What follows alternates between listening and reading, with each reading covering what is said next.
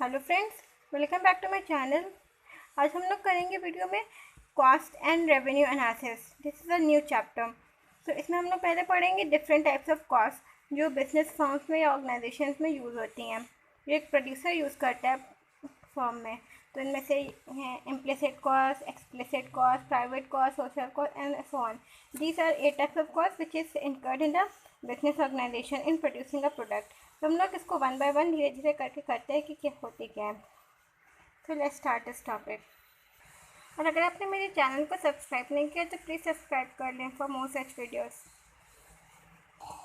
So first cost हम लोग इसमें करते हैं मनी कॉस्ट। मनी कॉस्ट तो देखो ये कॉस्ट क्या होती है। It refers to the money expenses which firm has to incur on hiring और परचेजिंग फैक्टर सर्विसेज। मतलब जो प्रोड्यूसर या फर्म फैक्टर सर्विसेज को हायर करने के लिए जो अमाउंट स्पेंड करती है उसको बोलते हैं money cost. Factor services like land, labour, capital को हायर करने के लिए, क्योंकि हमें प्रोडक्शन पे तो उन पर करना होगा। प्रोडक्शन हम लोग लैंड पे करते हैं, उसमें हम लोग को उस पर लेबर अरेंज करना होता है, कैपिटल उनकी लगानी होती है, तो उन्हीं सर्विसेज को बोलते हैं money cost. These expenses include money expenditure of a firm on wages and salaries paid to labor, expenses incurred on machinery and equipment, payment of interest on borrowing, rental payments, payment for raw material, power, etc. मतलब expenses like जो हमें जो labours काम कर रहे हैं उनको wages provide करना, मैनेजर्स को सैलरी देना, जो प्लांट और मशीनरी परचेज करने में जो एक्सपेंस आता है वो इंक्लूड होता है इसमें मनी कॉस्ट में। रेंट जो हम लोग ने रेंट पे किराए पे हम लोग ने दिया हुआ उसके लिए पेमेंट हम लोग को करना, रॉ मटेरियल परचेज करने के लिए, इलेक्ट्रिसिटी के लिए, इन सब चीज़ों में जितने भी अमाउंट आते हैं उसको बोलते हैं हम मनी कॉस्ट। तो ये एक सेपरेट एक बुक होती है जिसको हम लोग अकाउंटिंग बुक बोलते हैं, ये उसमें रिकॉर्ड किया जाता है। तो दैट्स वाई इसको हम लोग अकाउंटिंग कॉस्ट से बोलते हैं। हम लोग इसको बिजनेस कॉस्ट से बोलते हैं क्योंकि ये बिजनेस का वर्क है जो बिजनेस में होता है, बिजनेस फर्म्स में। नेक्स्ट कॉस्ट हम लोग करते हैं इम्प्लिसिट कॉस्ट। देखो इम्प्लिसिट कॉस्ट मीन्स क्या होता है, जब जो प्रोड्यूसर होता है वो अपना खुद से जब वो एक्सपेंस करता है, मतलब अपने खुद से रिसोर्सेज खुद लगाता है फार्म में, अपने खुद की कैपिटल लगाता है रादर देन बाहर से बोरो करने की जगह, तो वो उसको बोलते हैं इम्प्लिसिट कॉस्ट। दो टाइप की देखो कॉस्ट होती है, implicit cost and explicit cost. Explicit cost जो मनी कॉस्ट होती है जो हम लोग ने पहले पढ़ी थी उसको ही हम लोग एक्सप्लिसिट कॉस्ट से बोलते हैं। मीन्स यहाँ पर जो प्रोड्यूसर है वो बाहर से वो हायर कर रहा है, यहाँ पर वो हायर कर रहा था मशीनरीज को, लेबर्स को। तो बाहर से जो रिसोर्सेज को हायर करने में अमाउंट लगता है उसको बोलते हैं एक्सप्लिसिट कॉस्ट या मनी कॉस्ट। और लेकिन जो जब वो खुद के अपने रिसोर्सेज या रॉ मटेरियल्स यूज़ करता है तो उसको बोलते हैं implicit cost. It refers to the imputed means estimated value of input owned by a firm। मतलब उसके पास जो खुद के जो पर्सनल उसके प्रोड्यूसर के जो रिसोर्सेज अवेलेबल है उनकी क्या वैल्यू है, and use by own production unit. Beside purchasing resources a producer may use his own factor services. मतलब वो बाहर से तो वो परचेज करते ही करता है पर वो अपने खुद के भी, जैसे लाइक उसने अपना लैंड उसने अपना किराए पर उठा दिया कि उस पर लेबर्स आके उस पर काम करे, लेकिन अब उस लैंड पे जो उसे इंटरेस्ट मिलेगा इंटरेस्ट भी उसे मिलेगा, उसे रिसीव करने का उसके पास राइट है।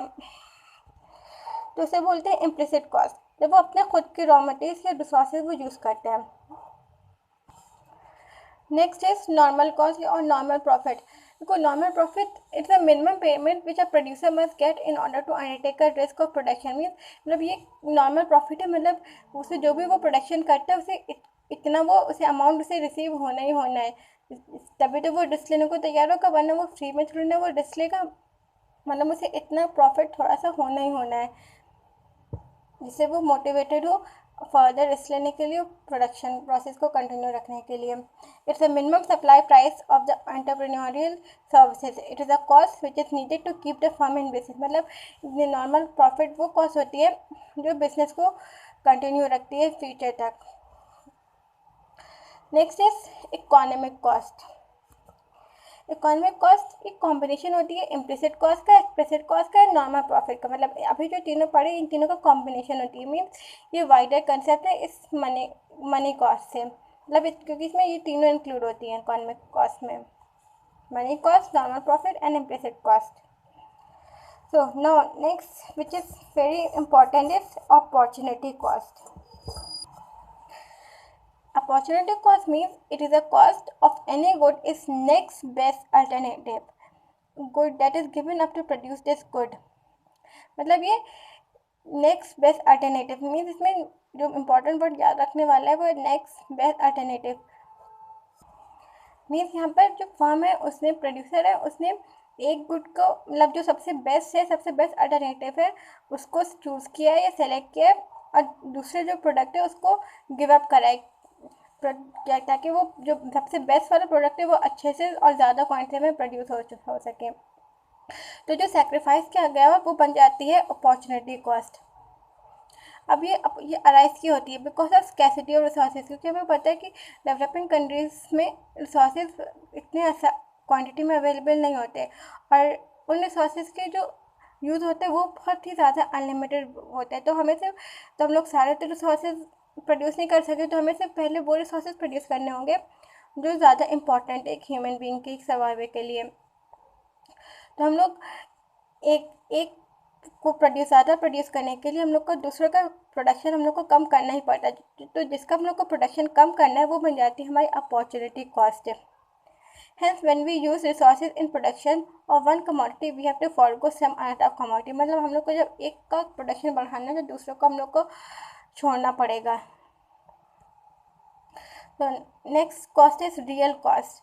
It refers to the efforts and sacrifices made by owners or factor of production used in the production of a commodity. Means जितने भी जो प्रोड्यूसर है या फर्म ओनर है मतलब वो कितने भी सेक्रीफाइस कर रहा है अपनी मेहनत कर रहा है प्रोडक्शन प्रोसेस में प्रोडक्ट को बनाने में, उसमें जो कॉस्ट इनकर होती है उसको बोलते हैं real cost. Next cost is private cost. It means cost of production incurred by individual firm in producing a commodity. मतलब जब कोई प्राइवेट कंपनी कोई सिर्फ एक कंपनी या फर्म प्रोडक्ट को प्रोड्यूस करती है उसमें जो कॉस्ट आती है उसको प्राइवेट कॉस्ट बोलते हैं। इसमें एक्सप्लिसिट कॉस्ट भी इंक्लूड होती है एंड इम्प्लिसिट भी कॉस्ट भी इंक्लूड होती है, वो हम पहले कर चुके हैं। और last one is social cost. Means social cost में जब कोई पब्लिक कंपनी लाइक गवर्नमेंट कुछ प्रोड्यूस करती है जो उसमें जो कॉस्ट इनकर होती है उसको बोलते हैं सोशल कॉस्ट। ये होती है पूरे सोसाइटी के लिए, सबके लिए। So this was the video for today. I hope you have like this video और आपको समझ आया हो इतना डिफरेंट टाइप्स ऑफ कॉस्ट। और एंड लास्ट में कुछ होमवर्क है जो आपको कमेंट सेक्शन में उसका आंसर बताना है उस क्वेश्चंस का, वो ज़्यादा होमवर्क है आपका। वो है ये कि आपको 2 एग्जाम्पल्स बताने वेरिएबल कॉस्ट के एंड 2 एग्जाम्पल्स बताने फिक्स कॉस्ट के। और ये हम लोग डिस्कस कर चुके हैं अपनी प्रीवियस वीडियोस में। अगर आपने वो नहीं देखे हैं तो आप मेरे चैनल पे जाके देख सकते हैं। उसके पहले आपको मेरा चैनल सब्सक्राइब करना पड़ेगा।